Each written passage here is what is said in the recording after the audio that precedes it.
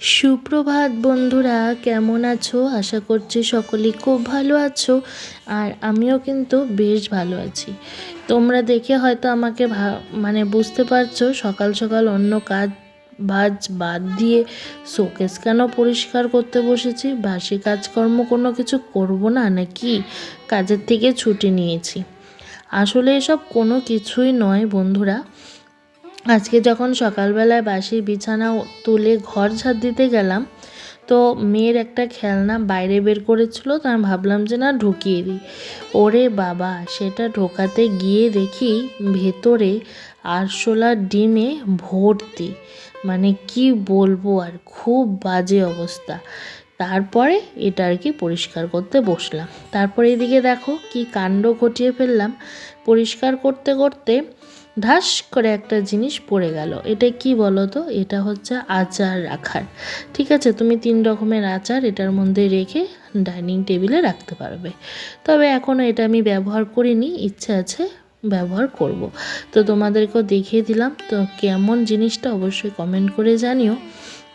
তো ঢাস করে পড়ে যাওয়াতে আমি ভাবলাম যে কাঠের ওটা ভেঙেই গেল। তো যাই হোক, কোনো কিছু ভাঙেনি, এদিক ওদিক জাস্ট চলে গেছিলো। তো দেখলাম যখন ওইরকম এত নোংরা হয়ে আছে, তো সেই জন্য আর থাকতে পারলাম না। ভাবলাম ওইদিকে যা হোক হোক, দেরি হোক, আমি আগে এদিকের কাজটা সারি। আসলে দেখো, এমনিও কাজ করতে করতে আমার ওই বেলা 3টাই বাজে। আর যদি 1-2টা এক্সট্রা করি তাও আমার ওই 3টার থেকে বড় জোর 3:30 বাজবে। তাছাড়া তো আর কিছু না। সত্যি মাঝে মধ্যে মনে হয় সেই 6:30টার সময় ঘুম থেকে উঠে লাগাতারভাবে একভাবে চলতেই থাকি সেই 3টে 3:30 পর্যন্ত। তারপরে ওই 1 ঘন্টার মতন একটু বসি, আবার সেই সন্ধ্যা 5টার থেকে শুরু হয়ে যায়। সত্যি তো অনেক দিন হলো জানো তো, রিলস কিচ্ছু বানানো হচ্ছে না। কিচ্ছু না, হয়তো আমি ভুলেই গেছি বানাতে। প্রায় 6 মাস হলো মনে হয় রিলস বানাই না। যেটুকু টুকটাক রিলস আপলোড করছি সেই সবগুলো কিন্তু আমার আগের, অনেক আগে বানিয়ে ওই ড্রাফটে রেখে দিয়েছিলাম, ওগুলোই আর কি। তো এই মুহূর্তে কিন্তু আমি কোনো কিছুই আর কি বানাইনি। তো এই হচ্ছে আমার অবস্থা। সংসারে কাজ করতে করতে সারাটা দিন কখন যে চলে যায় কিছুই বুঝতে পারি না। এই হচ্ছে ব্যাপার, বুঝছো তো তোমরা? তো আমার মতন কার কার এই হাল অবশ্যই একটু কমেন্ট করে জানিও, তাহলে আমারও ভালো লাগবে যে আমার মতন কেউ আছে। তারপরে এদিকে দেখো ছাদে আসলাম জামা কাপড়গুলোকে মেলে দিতে আর কি। তো আজকে জানি না আমার ভিডিওটাতে কপিরাইট আসবে কি না, কারণ বাইরের থেকে প্রচুর গানের আওয়াজ আসছে। তো মনটাও ভয় করছে, কিছু করারও নেই। কারণ আমি যেই রুমে বসে আর কি ভয়েসটা দিই, ওটাই একমাত্র রুম যেখানে আওয়াজটা কম আসে। তো এখন আসছে, কিছু করার নেই, এখন ঠাকুরই ভরসা। একটা ভিডিও এডিট করতে কতটা সময় লাগে শুধুমাত্র সেই জানে যে এডিটটা করে। তারপর যদি এরকম আওয়াজ আসে, এরকম ভয়েস আসে ভিডিওতে গানের, তখন আর কপিরাইট আসলে কিছু করার থাকে না। ভিডিওটাকে ডিলিট তো করতেই হয়, তার সাথে নিজের সারাদিনের যে খাটুনিটা সেটাও নষ্ট হয়ে যায়। আর এদিকে দেখো এত রোদ উঠেছে, যে জামা কাপড়গুলো দিলাম সেগুলো কিন্তু 3টা বাজতে বাজতে শুকিয়েও যাবে। তারপর ছাদের থেকে আসার পরেই মেয়ে বায়না ধরেছে ওকে শাড়ি পরিয়ে দিতে হবে। ও রান্নাবাটি খেলছে, ওকে শাড়ি পরিয়ে দিতে হবে।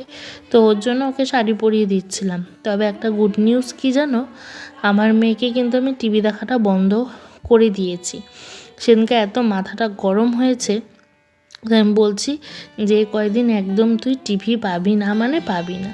তো ভালো মতনই জানে মা যখন রাইগে যায় তখন কি হয়। কারণ আমি সারাদিন কিন্তু ওকে বকাঝকা করি না, এটা আমার ভালো লাগে না সারাক্ষণ বাচ্চাদেরকে বকাঝকা করা।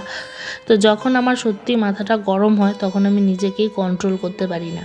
তো সেজন্য কি করব, ওই টিভিটাই বন্ধ করে দিয়েছি যা। তবে একদম তো বন্ধ করা যায় না। ওই প্রাইভেট টিউশনে যাওয়ার আগে আধা ঘন্টার মতন টিভি দেখে তারপরে প্রাইভেট পড়তে যায়। এই দেখো শাড়ি পরছে, শাড়ি পরে এখন খেলবে উনি।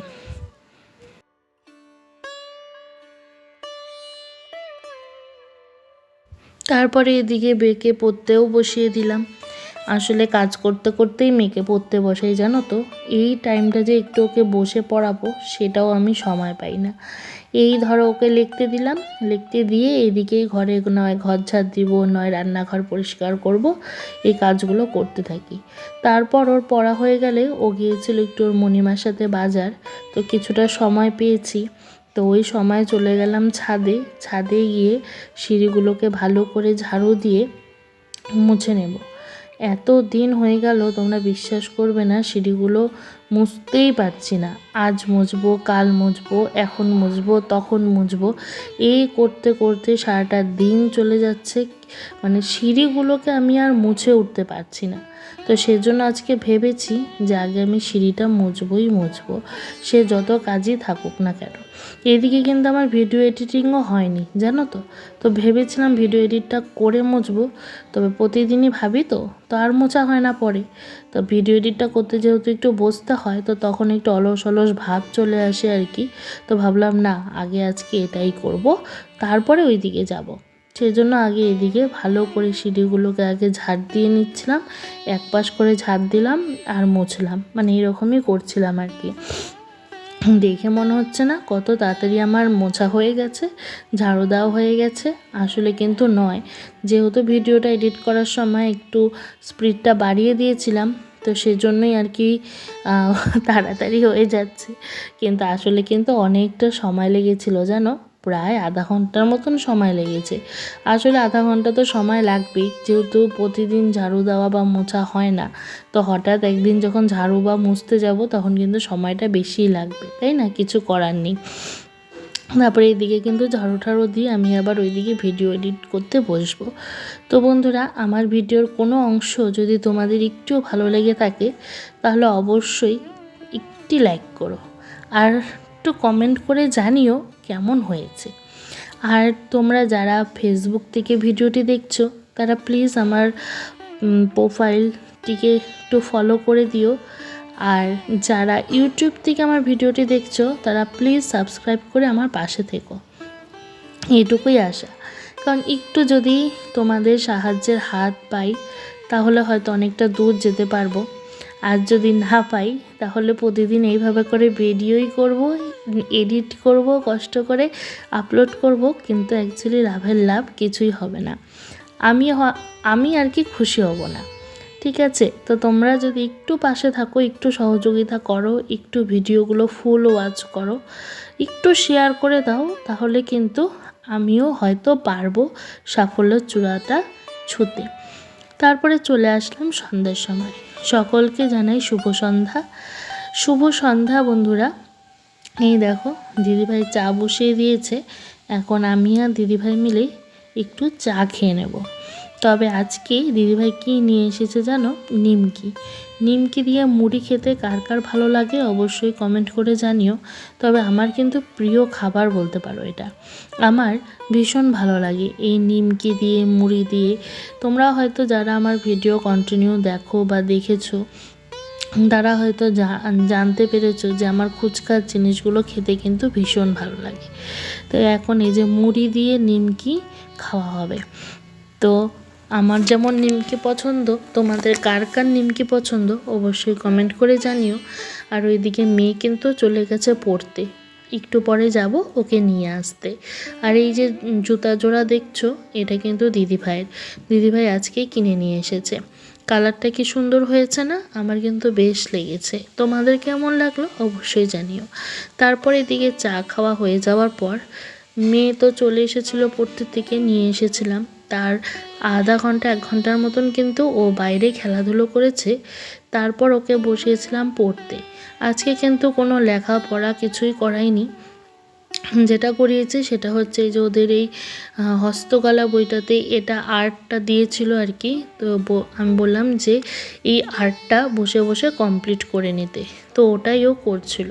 আসলে যেহেতু অনেকটা বড় আর অনেকটা সময়ও লেগেছিল, সেজন্য আর পড়ায়নি।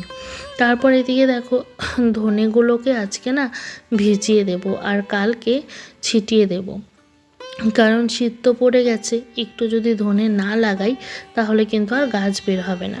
তারপর এদিকে দেখো দিদিভাই রাতের বেলা কি রান্না করেছে, ফ্রাইড রাইস। তবে আজকে কিন্তু রাতের রান্নার ভিডিওটা তোমাদের সাথে শেয়ার করা হলো না, আসলে ওইদিকে মেয়ের পাশে একটু বসেছিলাম, তাই আর হয়নি। তো এইদিকে দুপুরের অল্প করে সয়াবিন ছিল, আর এদিকে ছিল ডিমের কারি। সবার খাওয়া হয়ে গেছে, খালি বাকি ছিলাম আমরা দুইজন। তারপর খেয়ে দিয়ে আজকের মতন দিনটা শেষ করলাম। তাহলে চলো আজকের ভিডিওটাও এখানেই শেষ করি।